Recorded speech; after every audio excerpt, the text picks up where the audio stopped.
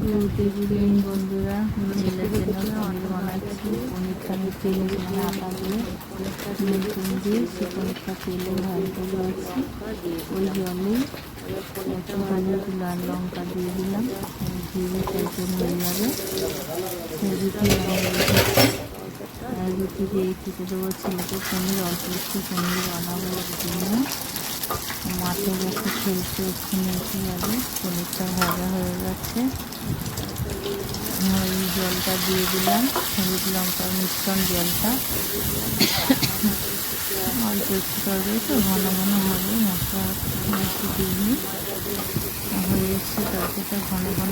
আর রুটিটা করে নিয়েছি আগে, তারপরে পনিরটা বানাচ্ছি। এই পনিরটা ফুটে এসছে। ছোটো ছোটো করে বানাই, সবসময় দেখতে পাবো। টাটকা খাওয়া হয়ে গেছে, রুটি পনির রেডি।